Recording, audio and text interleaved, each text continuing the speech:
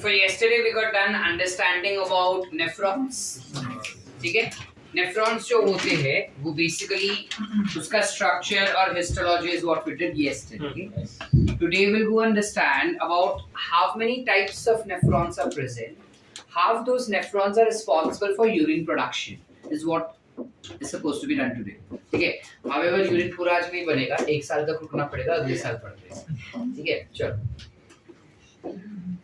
अभी new year आ जाएगा ना, वो बेचारा टेंशन में आ गया, मैं रोकू कैसे इतना. चल going ahead. So we talk about types of nephron.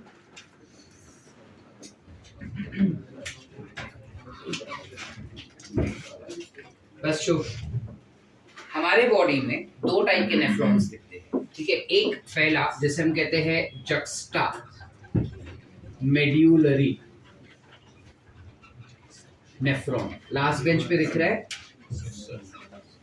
We call it as juxtamedullary nephron. And the another nephron that we have is called as cortical nephron.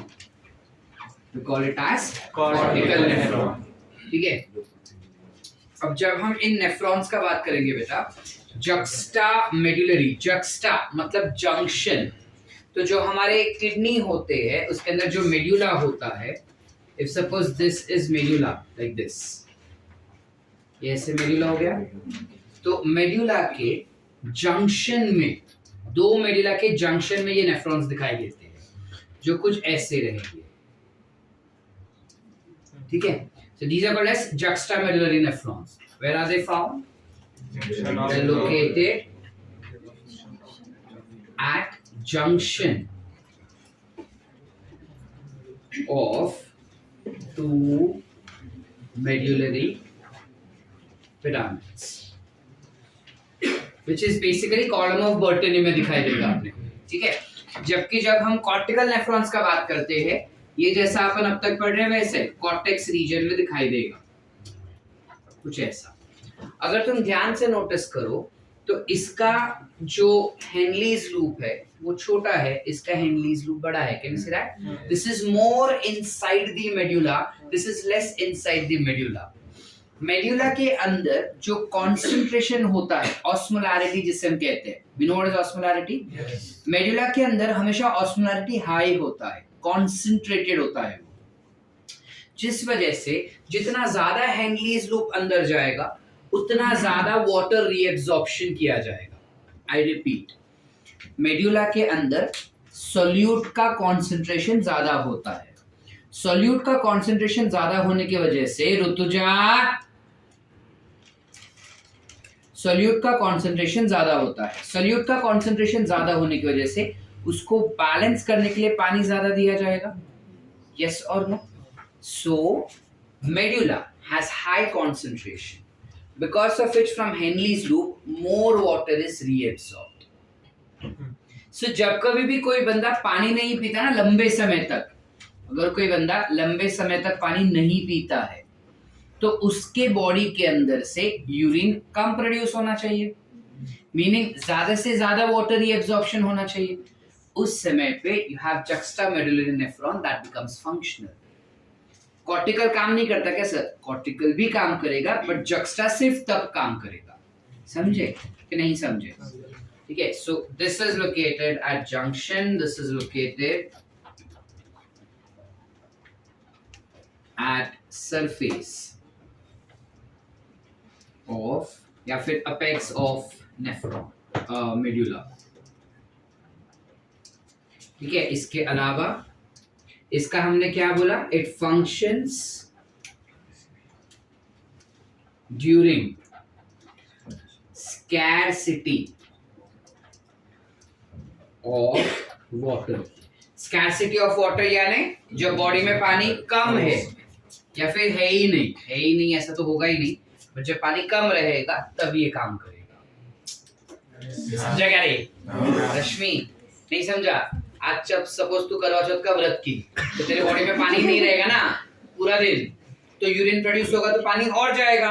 जैसा नॉर्मल यूरिन प्रोड्यूस होता है, it is a dilute urine, पानी ही पानी. Yes और no? अब इतना सारा पानी जाएगा बॉडी में से तो बॉडी का ऑस्मोलैरिटी डिस्टर्ब हो जाएगा, सेल्स मरना शुरू करेंगे। ऐसा ना हो इसलिए जक्स्ट्रामेडुलरी नेफ्रॉन क्या करता है, मैक्सिमम वाटर रीएब्जॉर्प्शन करवा लेगा, ताकि यूरिन जो है पहली बात तो कम बने, पूरे दिन में 1 या 2 बार ही यूरिन जाना पड़े उतना ही यूरिन बनेगा। जाग रहे? चलो, जबकि ये कब काम करेगा, any time. This functions under normal condition. Water scarcity को they can also call it as during water stress। तो water stress यानी पानी का कमी, ठीक है? तो याद रखना कि दोनों का मतलब सेम ही हो रहा है, ठीक है?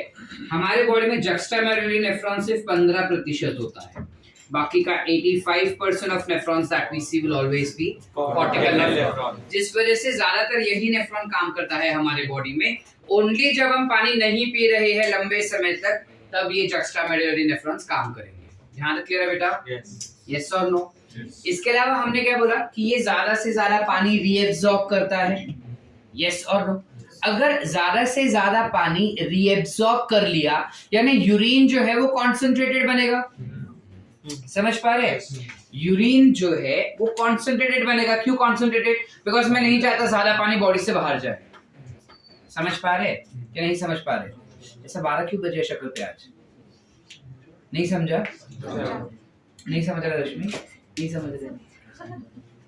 देखो, हमारे पास 2 टाइप की कंडीशन है। जिस दिन इधर भाव ने पानी नहीं दिया, मतलब वो बोले कि नहीं आज पानी नहीं आ रहा है, तो तुम्हारा बॉटल का पानी भी खत्म, अब तुम पानी नहीं पी रहे हो। सुबह आज ही हुआ, सुबह 7 बजे से लेके तुम अगर 2 बजे तक इधर हो तो 7 से 2 तुम पानी ही नहीं पिए, खाली वो एक बोतल में जो था वो ऐसा बचा बचा के पानी पिए हो। तो जो कम पानी है 7 बजे से लेके 2 बजे के बीच में तो अपने 3 बोतल पानी के हो जाने चाहिए थे, कुछ नहीं तो एटलीस्ट मिनिमम 2.5 बॉटल वाटर, ठीक है? अब उतना पानी तुम पी नहीं रहे, दैट मीन्स हमारे बॉडी को पता चला कि ओहो हर्ष ने आज पानी नहीं पिया, तो हर्ष के जक्स्ट्रामेडुलरी नेफ्रॉन्स काम करेंगे बेटा। तो कॉर्टिकल नहीं करेंगे क्या बेटा? कॉर्टिकल तो करेंगे ही करेंगे, उसका तो काम ही है काम करना। इसका काम है अब काम करना जब पानी नहीं है बॉडी में या पानी का कमी है। तो ये क्या काम करेगा? यूरिन बनाया कॉर्टिकल ने, ठीक है? यूरिन बना रहा है, फिल्ट्रेट आ रहा है। अब फिल्ट्रेट में पानी ज्यादा है तो जक्स्ट्रा बोलेगा नहीं पानी वापस ले लो, इसके बॉडी में फिलहाल पानी नहीं है, पानी बाहर नहीं जाना चाहिए, तो पानी वापस ले लेंगे। कौन? समझे बेटा? ये बोलेगा पानी वापस ले लो, तो यूरिन कॉन्सेंट्रेटेड बनेगा ना बेटा? कॉन्सेंट्रेटेड यूरिन बनाना होगा तब ये काम आएगा। और इसको हेल्प करने के लिए एक और सब्सटेंस या एक और स्ट्रक्चर होता है which is called as vasa recta. So it consists vasa recta around Henle's loop, जबकि इसके पास नहीं होता वो चीज, ठीक है? इट इज एब्सेंट, ठीक है? आई रिपीट, देखो क्या कल हम पढ़े थे बेटा? कुछ ऐसा पढ़ा हमने, याद है? कल मैंने बताया था कि ये वाला जो लूप है which is descending limb of loop of Henle, उसका स्क्वामस एपिथेलियम टिश्यू ऐसा है जो सिर्फ और सिर्फ पानी रीएब्सॉर्ब करता है और कुछ नहीं, ओनली वाटर रीएब्सॉर्प्शन। तो ये जितना लंबा होगा उतना पानी ज्यादा रीएब्सॉर्ब होगा, इससे जक्स्ट्रा का लंबा है हेनलीज लूप, ठीक है? अब इसके आसपास you have blood vessels which is called, remember I told you all कि यहाँ से कुछ ऐसे blood vessels आएंगे, duck duck duck duck duck पूरा कॉइल हो रहा है, ये डायग्राम भी बनाए थे हम। ये जो blood vessels यहाँ पे कॉइल हो रही है हेनलीज लूप के आसपास, उससे हम कहते हैं वासा रेक्टा। क्या कहेंगे? वासा रेक्टा। ये blood vessels will be coiled only in juxtamedullary nephron। तो सर कॉर्टिकल में भी तो कल हम बनाए थे, नहीं वो सिर्फ हम जक्स्ट्रा का बनाए थे। तो कॉर्टिकल का क्या सर? कॉर्टिकल के जो ब्लड वेसल्स होते हैं वो ऊपर ऊपर से ही निकल जाते हैं, क्योंकि उनका ये पार्ट छोटा होता है, कुछ इतना ही होता है। सो जो पेरिट्यूबुलर कैपिलरीज है वो यहाँ से आके ऐसे करके चली जाती है। It doesn't coil around Henle's loop. Did we understand बेटा और not? Because of which urine concentrate करना रहेगा ना, तो कॉर्टिकल नेफ्रॉन्स काम नहीं आएंगे। यूरिन को कॉन्सेंट्रेट करने में यही काम आएगा। ठीक है, अब वासा रेक्टा क्या काम करता है, कैसे यूरिन को कॉन्सेंट्रेट करेगा, ये पूरा एक कॉन्सेप्ट है बेटा, जो हम बाद में पढ़ेंगे। फिलहाल हमें नॉर्मल यूरिन बना लेते, फिर उसको कॉन्सेंट्रेट करने का बात पढ़ेंगे। यहाँ तक clear? Yes. Did we understand this concept? Yes. Everyone? Yes. Can we go ahead? Yes. Okay. Now, when we talk about furthermore,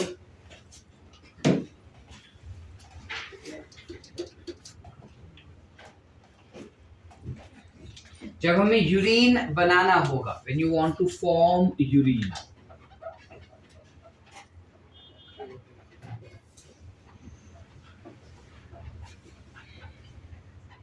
this occurs in 3 steps. 3 step में यूरिन बनता है। सबसे पहला स्टेप होता है अल्ट्राफिल्ट्रेशन। क्या होगा बेटा? Ultrafiltration. हाँ, Ultrafiltration. और इसे हम कह सकते हैं glomerular filtration. You can call it as glomerular filtration. ठीक है बेटा? दी सेकेंड स्टेप, ये फर्स्ट स्टेप हो गया। सेकेंड स्टेप इज फिल्ट्रेट बाहर निकल गया। फिल्ट्रेट बाहर निकलने के बाद अब वो फिल्ट्रेट में से यूजफुल चीजें रीएब्सॉर्ब कर लिया जाएगा। So you call it as selective reabsorption. And then we come for the third point, which is tubular secretion, या फिर you can call it as augmentation.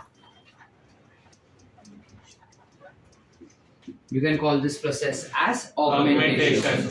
देखो क्या होगा, हमारे पास नेफ्रॉन है, कुछ ऐसे नेफ्रॉन है अपने पास, यहाँ से ब्लड आया, यहाँ से ब्लड बाहर निकला वापस से। अल्टीमेट प्रेशर की वजह से चीजें जो है वो पीसीटी में आ गई फिल्टर होके। प्रेशर की वजह से फिल्टर जो पीसीटी में आ गया बेटा। फिल्टर एक बारी पीसीटी में आ गया, उसके बाद पीसीटी से चीजें रीएब्सॉर्ब होंगी मैक्सिमम, यानी जो भी फिल्ट्रेट बना है उसका 70% रीएब्सॉर्प्शन पीसीटी में हो जाएगा। फिर यहाँ पे रीएब्सॉर्प्शन होगा, फिर यहाँ पे रीएब्सॉर्प्शन रीएब्सॉर्प्शन रीएब्सॉर्प्शन, पूरा ट्यूब्यूल में रीएब्सॉर्प्शन। डन? ये हो गया हमारा second step. First step pressure की वजह से बाहर निकला, फिल्ट्रेट बना। Second step selective reabsorption. Third step is tubular secretion. Tubular secretion में क्या होगा बेटा, जो हमारे ब्लड वेसल्स थे जो आसपास कुछ ऐसा कॉइल्ड थे, है ना बेटा, उसका हमने क्या बताया कल कि जो ट्यूब्यूल है, पेरीट्यूबुलर कैपिलरीज है, उन कैपिलरीज के अंदर काफी सारे यूरिया हो सकता है या अनवांटेड केमिकल हो सकता है, क्योंकि यहाँ पे सारा सब कुछ फिल्टर वैसे जरूरी नहीं है, कुछ चीजें फिल्टर नहीं हुई रहेगी तो वो वापस से यहाँ पर आती है और कैपिलरीज बन के इसके आसपास कॉइल हो जाएगा। उन कैपिलरीज में से अनवांटेड चीजें इन पीसीटी, हेनलीज लूप या डीसीटी में सिक्रीट की जाएगी। इसे हम कहते हैं ट्यूब्यूलर सिक्रीशंस। समझे बेटा? आई रिपीट, क्या बोले हम बेटा? You have something called as Bowman's capsule which is existing. Bowman's capsule में ग्लोमेरुलस की वजह से काफी ज्यादा प्रेशर आ रहा था, उस प्रेशर की वजह से ब्लड जो है वो थोड़ा थोड़ा फिल्टर होके Bowman's कैप्सूल में आ गया और पीसीटी में आया। इसे हम कहेंगे अल्ट्रा फिल्ट्रेशन। कैसे होता है बताता हूं मैं, ये पूरे स्टेप डिटेल में पढ़ेंगे आप, ठीक है? फिल्टर होके यहाँ पर आ गया, अब पीसीटी, हेनलीज लूप, डीसीटी, उसमें सब एब्जॉर्ब हो गया, जो चाहिए वो एब्जॉर्ब। लेकिन यहाँ पे जो फिल्ट्रेट हुआ, पूरा ब्लड फिल्टर हुआ क्या? फट से जा रहा है ना। तो कुछ चीजें ऐसी होंगी जो अनवांटेड है, वो अनवांटेड चीजें वापस से बाहर निकल गई।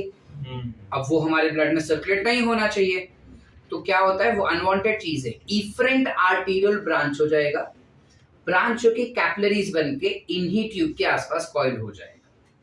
इन ट्यूब के आसपास कॉइल होके वो क्या करेगा, सिक्रीट करेगा अनवांटेड चीजें। That capillaries will secrete unwanted materials. While it is secreting unwanted materials, this process will be called as tubular secretion. समझे बेटा? कैपिलरीज का क्या काम है? जो आसपास है वो अनवांटेड चीजों को वो सिक्रीट कर देगा पीसीटी में। पीसीटी में जो रीएब्सॉर्ब हुआ वो एब्सॉर्ब करके ले लेगा। क्या कर रहा है कैपिलरीज? क्या कर रहे हैं आसपास वाले? अनवांटेड चीजें फेंक दी, सिक्रीशन, और जो जरूरत वाली चीज पीसीटी में से एब्सॉर्ब करनी है वो एब्सॉर्ब कर लिया, ट्यूबुलर सेलेक्टिव रीएब्सॉर्प्शन। ये 2 स्टेप डिटेल है, अगले साल करेंगे, फिलहाल ये कर लेते हैं। ठीक है, यहां तक क्लियर है बेटा? Any doubts? नक्की काय डॉक्टर टिंगले कळतंय? डोसक्यात शिरते आपल्याला रिद्धी सिद्धि। चले आगे बेटा, देखो अब आता है बारी अपने बोमेंस कैप्सूल की। फिलहाल ये आ गया कुछ ऐसे बोमेंस कैप्सूल। बोमेंस कैप्सूल के अंदर you will have some capillaries that are entering inside. Yes और नो? ये कैपिलरी आ गया अंदर।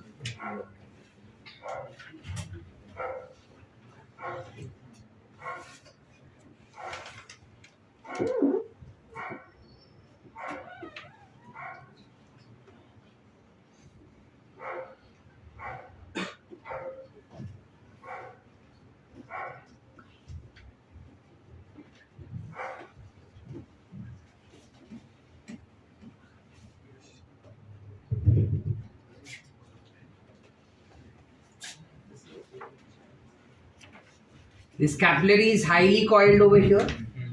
जबरदस्त लेवल का कॉइलिंग दिख रहा है इधर अपने को बेटा।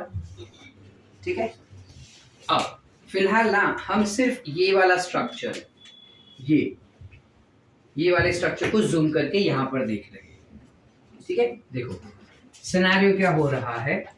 ये हो गया ब्लड कैपिलरीज। ब्लड कैपिलरी के ऊपर you will have squamous epithelial tissue. Yes or no? Yes. Which is endothelium. Endothelium have certain pores. Yes or no बेटा? Yes. ह्याला आपण काय म्हणतात पोर्सला? काय म्हणतात? You call it as fenestrae. ठीक है, ये जो fenestrae है वो पोर्स है। इन पोर्स का डायमीटर, फेनेस्ट्रे का diameter is somewhere around 70 to 90 nanometers. कितना है बेटा? 70 to 90 नैनोमीटर्स उसका पोर्स है। ठीक है, अब यहाँ पे इसके एग्जैक्ट पीछे you will have basement membrane, epithelial tissue है इसलिए, तो यू हैव अ सिद्धा, you have something called as basement membrane present. Basement membrane में कौन सा सेल मिलेगा बताओ? Which cells will you find in basement membrane? गधेड़े, कोई भी नहीं। कॉमन बोल रहा है, कोई भी सेल्स नहीं होता बेसमेंट मेम्ब्रेन में। तो क्या होता है सर? फिलामेंट्स। कौन से? कोलाजन। या collagen fibres which are present. So basement membrane हमेशा फाइब्रस होता है बेटा। ठीक है, अब ये जो फाइब्रस बेसमेंट मेम्ब्रेन दिख रहा है, ये फाइबर्स का ऐसा नेटवर्क बना है, दिख रहा है ऐसा नेटवर्क। तो अंदर छेद दिख रहे हैं अपने को? Yes or no? Yes. Yes or no? Yes. छेद है। Yes. तो इन छेद को डायामीटर मिलेगा। Yes or no? This is basement membrane. Basement membrane के पास 8 to 9 नैनोमीटर्स का पोर साइज होगा। कितना होगा? 8 to 9 नैनोमीटर्स का पोर साइज होगा। 8 से 9 नैनोमीटर का। यानी पहले एक छलनी हुआ जिसके छलनी के छेद बड़े बड़े हैं, फिर उसके नीचे दूसरा छलनी आया जिसके छेद बहुत छोटे छोटे हैं। अब तीसरा छलनी आएगा। तीसरा छलनी कौन सा सर? तुम बताओ कौन से आने चाहिए इसके पीछे? ये क्या है? पोडोसाइट्स। क्या आ जाएंगे? पोडोसाइट्स। बराबर। अब याद करो कल हम क्या बताए कि पोडोसाइट्स जो होते हैं उसके पोडो कुछ ऐसे होते हैं, है ना? कुछ ऐसे पोड़ा बनाए अपन। ये सेल्स बाजू बाजू में है तो उनके पोड़ा पोड़ा विल इंटरकनेक्शंस करेंगे ना, अंदर अंदर घुस जाएंगे। अब जब अंदर अंदर घुस जाएंगे तो फिर वो छेद बनाएंगे, एक और छलनी। ये जो छेद होते हैं पोड़ा पोड़ा की वजह से, that will be classified, this is called as filtration slit. क्या बोलते हैं इसे? Filtration slit. ये स्लिट 25 नैनोमीटर्स के डायमीटर का होगा। कितना होगा बेटा? 25 नैनोमीटर्स के डायमीटर। मतलब क्या हुआ देखो, पहले एक फेनिस्ट्रे था, एक छलनी जिसका छेद बड़े बड़े है, कितना बड़ा? 70 to 80 नैनोमीटर। फिर एक दूसरा छलनी जिसका पोर साइज छोटा छोटा है, कितना? 8 से 9 नैनोमीटर। फिर एक और छलनी, ठीक है, जिसका पोर साइज इज 25 नैनोमीटर। तीन तीन छलनी से ब्लड को फिल्टर होके बाहर होना है, अल्ट्रा फिल्ट्रेशन। समझे कि नहीं समझे? यहाँ क्लियर है? फेनिस्ट्रे पहले बनेगा, फिर बेसमेंट मेम्ब्रेन। अब देखो ये दोनों ना इतने क्लोज होते हैं, ऐसे एकदम ऐसा चिपक के रहता है। कौन दोनों? कैपिलरीज और बोमेंस कैप्सूल का विसरल पार्ट। ये विसरल पार्ट और कैपिलरी इतना सारा चिपका हुआ होता है कि कहा जाता है ये भी स्क्वामस से बनता है, ये भी स्क्वामस से बनता है। तो ऐसा कहा जाता है कि दोनों के बेसमेंट मेम्ब्रेन जो होते हैं वो एक दूसरे पे चिपके हुए रहते हैं। So it is a single basement membrane, it is a single basement membrane which is being shared by both capillaries and visceral part of Bowman's capsule। ऐसा कहा जाता है, ठीक है या नहीं वो अभी तक प्रूव नहीं किया कैसे। कोई डाउट? क्लियर है? चले आगे। अब ये ऐसा, ये वाला कॉन्सेप्ट क्लियर हो गया अपना। अब क्या हो रहा है, यहां से ब्लड आ रहा है, ये कौन सा आर्टीरियोल है? Afferent arteriole. अफेरेंट आर्टीरियोल से ब्लड आया बेटा। ये ब्लड जब अंदर आएगा तो बहुत बड़े गेट से आ रहा है, the diameter is wider. Diameter ज्यादा होने की वजह से ब्लड ज्यादा आया, यहाँ पे कैपिलरीज में वो डिस्ट्रीब्यूट हो गया, और बाहर निकलने के लिए इफरेंट आर्टीरियोल से छेद बहुत छोटा है, तो यहाँ पे प्रेशर डेवलप होगा। समझ पा रहे हैं या नहीं? जैसे अगर ये गेट है, यहाँ पे हम अंदर आए तो धाड़ करके यहाँ से अंदर आए, वहां जाने के लिए गेट छोटा है, एक दूसरे को धक्का मारेंगे ना, यस और नो? अब जब हम एक दूसरे को धक्का मार रहे हैं तो प्रेशर जनरेट हो रहा है। जैसा तुम कोल्हापुर दर्शन करने को जाओ, इतू सा गेट है, ठीक है, और बाहर कितना, अंदर एंटर होने के लिए इतना बड़ा, मंदिर में जाने का इतू सा। अब जब प्रॉपर नवरात्रि रहेगा तब तो कितना भीड़ होता है। Did we understood? और मेन मंदिर में जाने के लिए तो और भी छोटा, मेल और फीमेल के लिए एक ही द्वार, लाइन भले मेल फीमेल का अलग हो लेकिन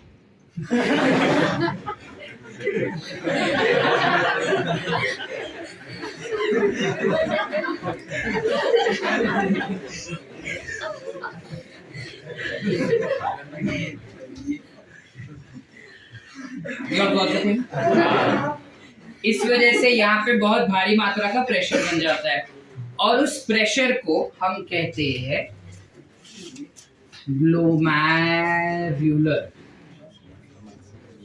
हाइड्रोस्टैटिक प्रेशर। क्या कहेंगे बेटा? Glomerular hydrostatic pressure. प्यार से कहेंगे GHP। क्या कहेंगे? GHP, which is somewhere around 60 mm of mercury, which is Hg। Clear है यहाँ तक? एनी डाउट्स आप क्लियर बेटा? शॉर्ट। अब इस प्रेशर के वजह से फ्लूइड जो है वो अंदर से बाहर आएगा, यानी ब्लड का प्लाज्मा बाहर आएगा। यस और नो? ब्लड सेल्स तो नहीं आ पाएंगे लेकिन ब्लड प्लाज्मा आएगा। इनफैक्ट ब्लड के प्रोटीन्स भी नहीं आ पाते। क्यों सर? बिकॉज ये स्लिट इतना छोटा है बेटा कि प्रोटीन्स भी बाहर नहीं आते। तो जो ब्लड का प्लाज्मा है, वो प्लाज्मा में जो सबसे छोटा प्रोटीन है वो भी इस पर्टिकुलर द्वार से बाहर नहीं आ पाता है। So non proteinated plasma will be filtered. Non proteinated plasma is nothing but filtrate, जो इधर आया। समझ पा रहे कि नहीं समझे? कितने प्रेशर से आया बेटा? 60 वाले प्रेशर से आया। ठीक है, अब ये पानी का बोतल है।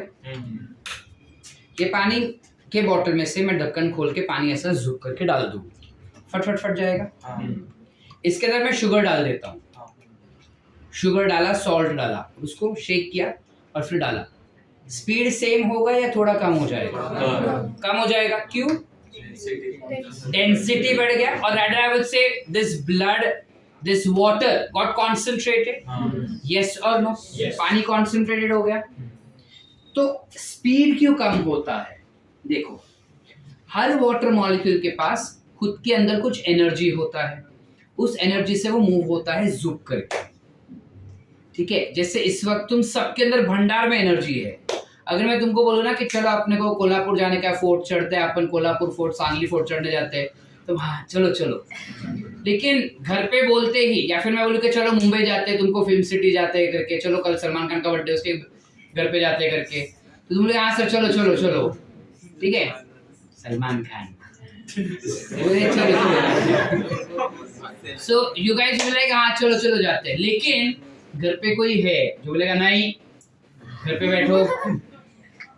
यस और नो?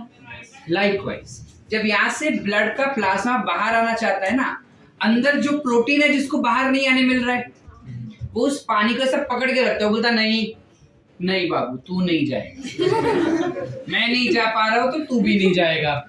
समझ रहे? अब बाबू तो मानने से रहा, लेकिन बाबू का फोर्स इससे अपोज्ड है, मीनिंग अब देखो मुंबई तो हमको जाना है, घर वालों ने पकड़ के रखा, लेकिन हम घर वालों से आर्ग्यूमेंट तो करेंगे ना, जाना तो है ही। आर्ग्यूमेंट करके कैसे भी करके हम जाएंगे।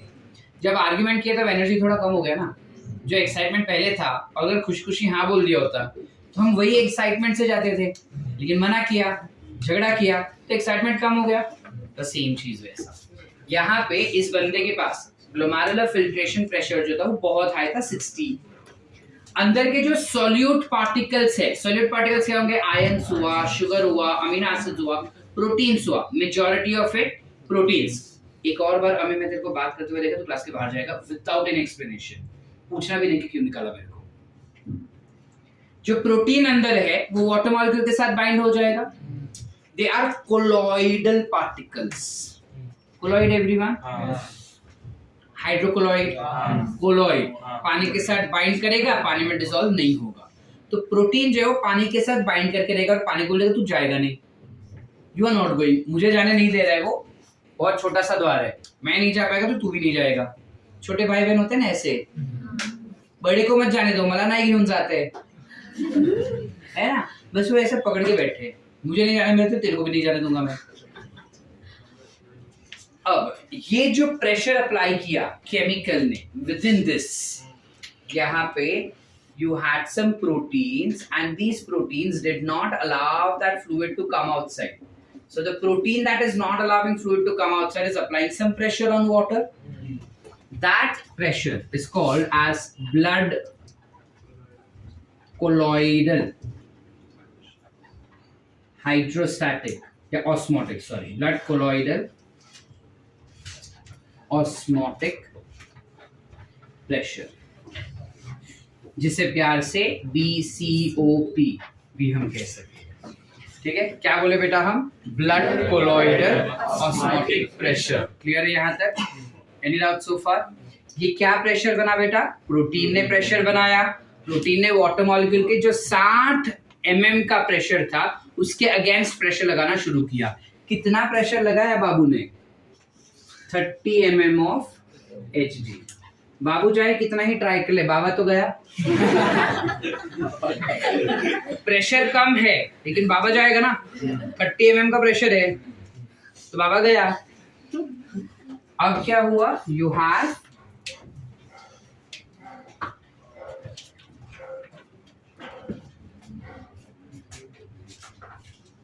ब्लड जो है वो बाहर आ गया, फिल्टर हो गया, यस और नो? सो यहाँ पे जो हमको मिला वो क्या मिला अभी?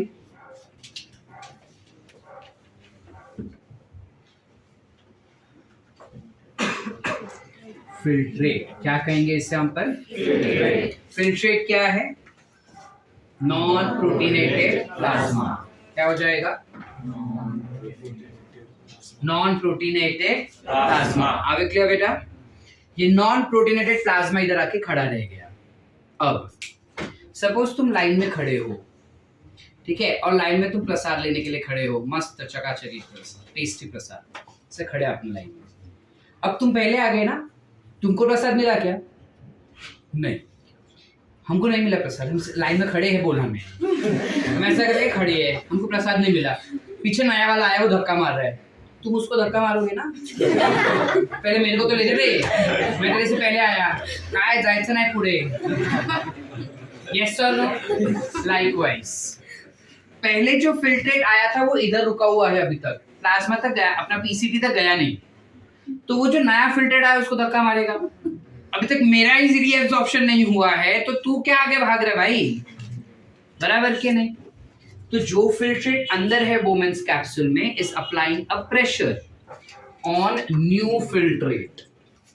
पुराना filtrate is applying pressure on new filtrate. सही के भाई रुक, अभी तक मेरा काम नहीं हुआ है, आई एम स्टिल पेंडिंग, फिर तू आना। इस प्रेशर को you call it to be as कैप्स्यूलर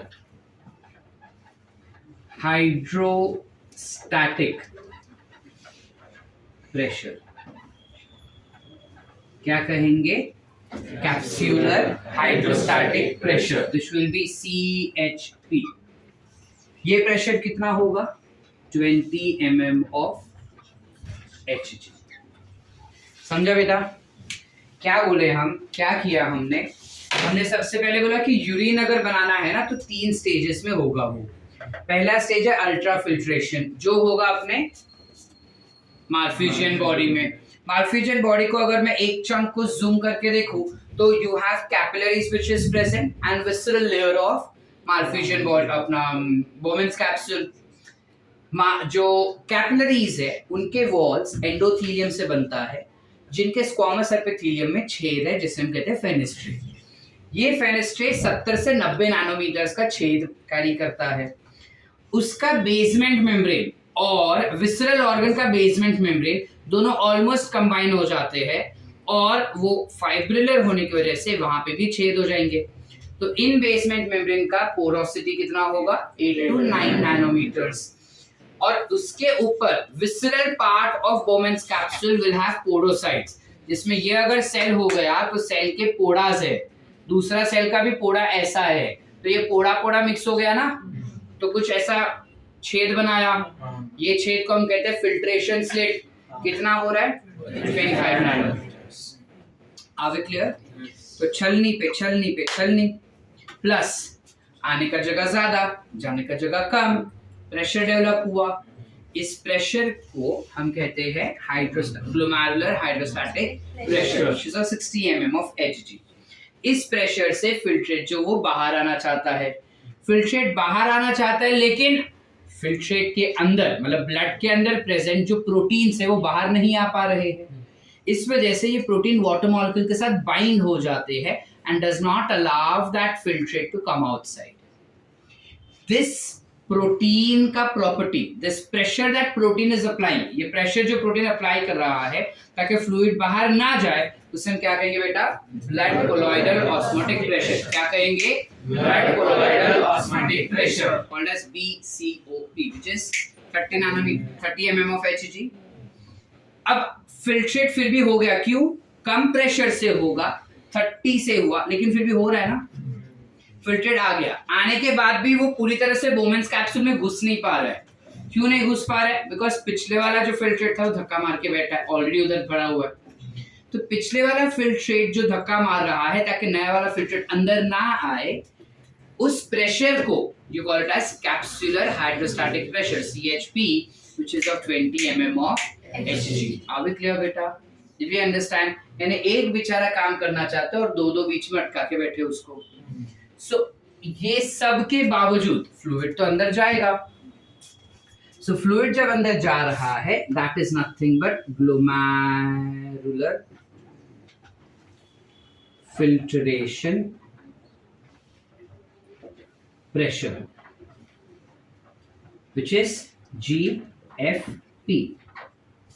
total glomerular filtration pressure कितना हुआ वो हमको देखना है, यानी कितने प्रेशर पे फिल्टर जो है वो बोमेंस कैप्सूल तक पहुंच गया। सो फॉर दैट हम क्या फॉर्मूला अप्लाई करेंगे बताओ? GHP minus BCOP plus CHP, which will be 60 minus 30 plus 20, which is nothing but 60 minus 50, which is nothing but 10 mm of Hg. Are we clear, beta? Everyone? Yes. Any doubt so far? नक्की ये चीज पूरा clear है। College के exams में you can have this thing coming up. College के exams में ये चीज हमको आ सकता है। प्लीज मेक श्योर कि ये चीज तुम करके रखो। यहाँ तक clear? Ultra filtration solve, any doubts? Once more और अंडरस्टूड? पूरा पक्का ये पूरा एक्सप्लेन करके लिखना, छापना नहीं, ठीक है? छापोगे तो जब टेस्ट के लिए पढ़ाई करोगे तब कुछ नहीं समझेगा, बिकॉज एनसीईआरटी में बहुत कट शॉर्ट करके दिया हुआ है ये सब चीजें, ठीक है? ये जो दिया है वो कुछ नहीं दिया अपने को एनसीईआरटी में। सो प्लीज मेक श्योर कि ये सब करके रखें। प्लस एक चीज, काफी बारी ना वैल्यूज डिफरेंशिएट होते हैं, बिकॉज ना ये सारे वैल्यूज अपने को एज सच एनसीईआरटी में दिया नहीं है। हमको डायरेक्टली बताया है कि लास्ट में 10 mm ऑफ एचजी के फिल्ट्रेशन से वो बाहर निकलता है, बस। तुमको ये सारे वैल्यूज नहीं दिए। अब ये सारे वैल्यूज नहीं दिए ना, तो जब टेस्ट में आएगा या फिर नीट में आता है तो वैल्यूज चेंज करके भी दे सकते हैं। ये 60 के जगह पे तुमको 55 भी हो सकता है। अगर ये 55 हुआ ना तो ये 45 हो जाएंगे। But they might put you this to be as 25 and this to be as 15 or something like that. समझ पा रहे हैं कि नहीं? तो वो खुद से देख लेना कि क्या वैल्यूज करेक्ट सेट होता है कि अपने को 10 mm ऑफ एचजी का प्रेशर मिलेगा। क्लियर? समझ रहे? लिखे? चलो क्विकली।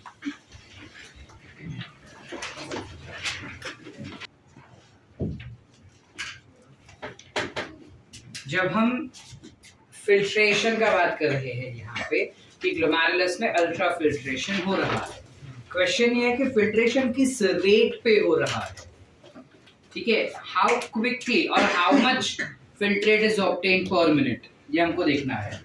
तो सबसे पहले हमें ये पता होना चाहिए कि एक किडनी में ब्लड कितना आता है ना बेटा? ये क्या है? Renal artery to provide you with the blood. एक किडनी में 600 ml का ब्लड आता है। 600 to 700 ml of blood enters in one kidney. तो दोनों किडनी में कितना होगा? This is per kidney, ठीक है? तो you will have 1100 से 1200 ml का blood enters in both kidney. अब क्लियर? ये जो ब्लड अंदर आएगा वो ग्लोमेरुलस में फिल्टर किया जाएगा। तो 1 मिनट के अंदर 600 ml में से कितना ब्लड फिल्टर होगा ये हमको देखना है, ठीक है? अच्छा, हार्ट में हमको पता है कि 1 मिनट में कितना ब्लड जाता है पर minute. Heart will supply how much blood? 5 litres, correct?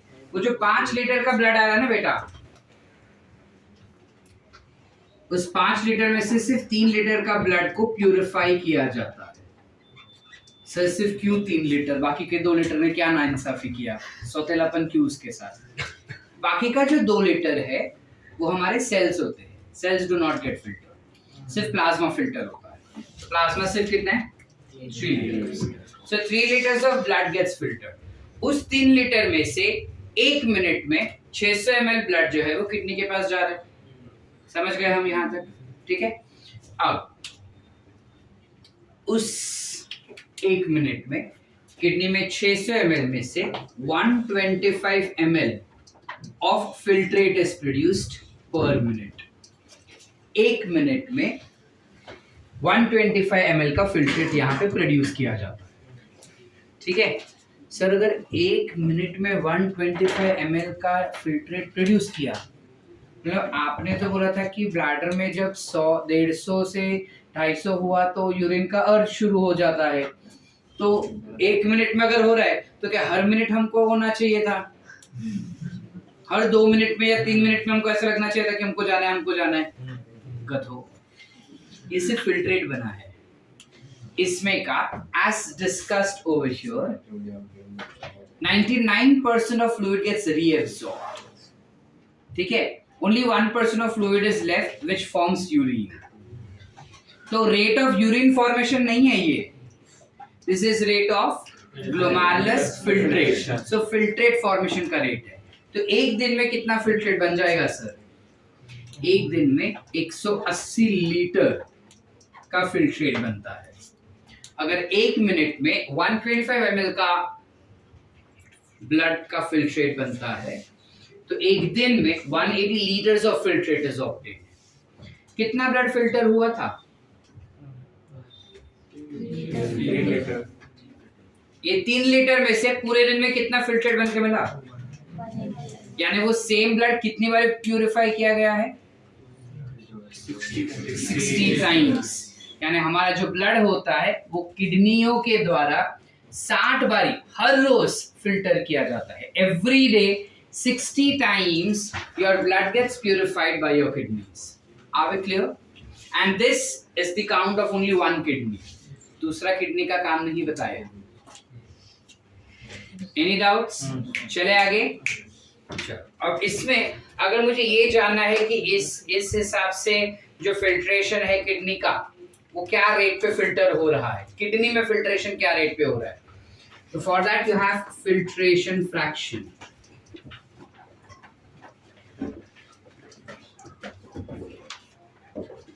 Filtration fraction यानी इतने में से इतना ही बन के मिला ना, तो क्या रेट पे मिला, वो क्या फ्रैक्शन पे मिल रहा है। तो फॉर्मूला क्या बना अपना इधर बेटा?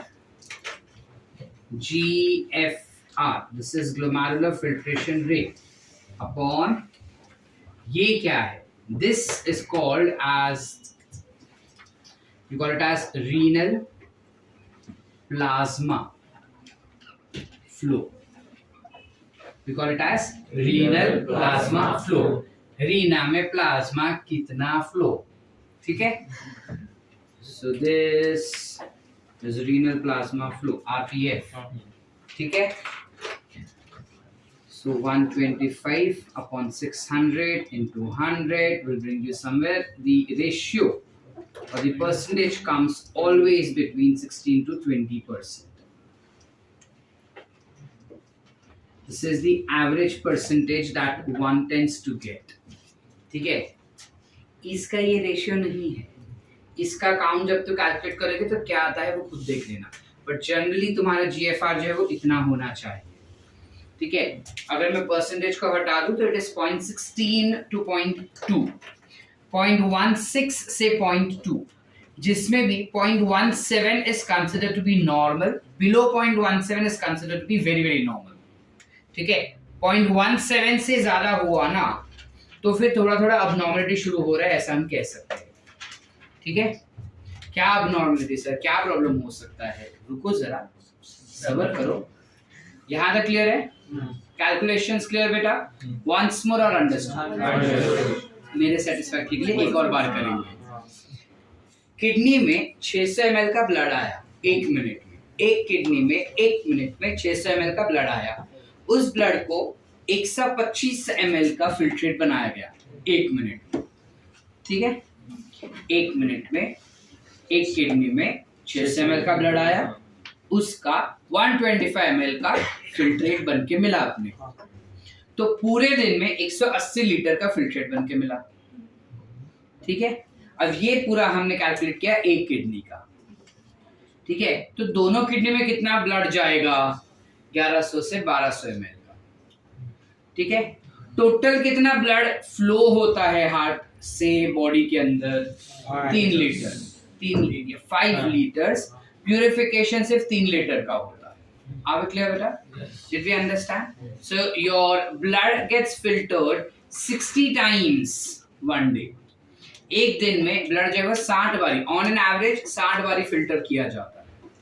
This is a fraction. ये फ्रैक्शन अगर हमको नहीं भी याद रहा तो चलेगा, ये तुम्हारे डिग्री में तुमको हेल्प करेगा।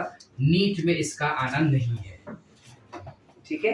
नीट में हमें ये चीजें पता होनी चाहिए बस, खाली ये वाला नहीं भी याद रहा तो चलेगा। This is just an information. Degree में जब जाओगे तो होशियारी मारने को तुमको हेल्प करेगा ये चीज, ठीक है? केएम हॉस्पिटलमध्ये बसले आणि असं मला माहिती आहे, सरांनी शिकवलेलं मला, ऐसा बोलने को मिलेगा, ठीक है? समझे? लिखे? वंस मोर और अंडरस्टूड? चलो क्विकली इसके ऊपर न्यूमेरिकल्स आएंगे क्या सर? सेम नंबर्स ही होते हैं, कभी कभार चेंज करते हैं।